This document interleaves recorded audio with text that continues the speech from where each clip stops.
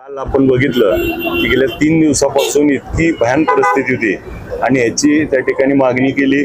काल आपल्या समोरच पालकमंत्री महोदयांना बोललो, पालकमंत्र्यांनी दौरा केला, मुख्यमंत्री महोदयांना त्या फोनवरती बोललो आणि त्यांनी येणं आवश्यक आहे आणि त्यांनी देखील दौरा केला। या माध्यमातून माझ्या मतदारसंघातील जे विस्थापित झालेत लोक, पूरग्रस्त आहेत, पाणी अतिवृष्टी, त्यांना त्या ठिकाणी मुख्यमंत्री महोदय, पालकमंत्री आणि अजितदादांनी देखील दौरा केला। यामुळे दिलासा मिळतोय की त्या ठिकाणी आधार येतोय की काही ना काहीतरी आपल्याला मदत मिळणार आहे आणि शाश्वत एक आधाराची भूमिका आज झाली। आणि मग आज त्या ठिकाणी निमगाव असेल, वडशिंग असेल, तारफळ असेल, या 3 गावाचा दौरा करून मुख्यमंत्री महोदय पुढच्या त्या प्रवासाला गेलेत आणि त्यांनी आज आपल्या सगळ्याला जी घरं पडलीत, घरात पाणी गेलंय, त्याचा संसार उद्ध्वस्त झालाय, दुकानाचे आहेत, अशांना देखील, शेतकऱ्यांना, जनावरांचा सगळ्या बाबतीत मदत करण्याचे त्या ठिकाणी काही निकष बदलू, NDRFच्या ह्याच्यातून काही मदत करू, त्याला लागणारे निकष देऊन, निकष नसेल तर शिथिल करून त्या ठिकाणी सर्व परीने मदत करण्याचं आश्वासन आज या ठिकाणी दिल्यामुळं आज शेतकऱ्याला आणि सामान्य लोकांना, नागरिकाला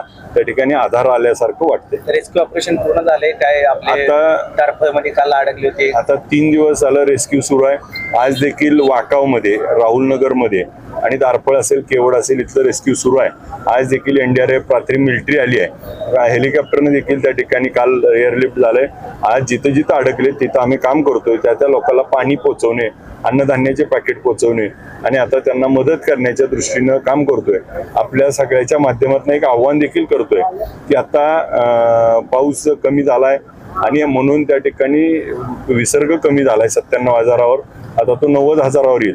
परंतु उद्यापासून त्या ठिकाणी 26, 27, 28, 29 या दिवसामध्ये अतिवृष्टी पुन्हा पडणार असा हवामान खात्याचा अंदाज आहे।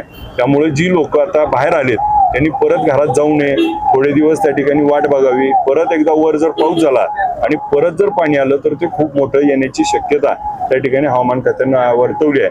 त्यामुळं परवा देखील पाणी आल्यानंतर आम्ही आव्हान केलं होतं, परंतु लोक तिथंच राहिली आणि त्या ठिकाणी अडकली। तर मी आज आपल्या सगळ्याच्या माध्यमातून आवाहन करतो की सगळ्यांनी ही पुन्हा घरात न जाता काळजी घ्यावी आणि माझं त्या ठिकाणी पुढच्या एकाही नागरिकाला त्या ठिकाणी अडचण, संकट जीवावर बेतू नये याची काळजी आपण सर्वांनी घ्यावी।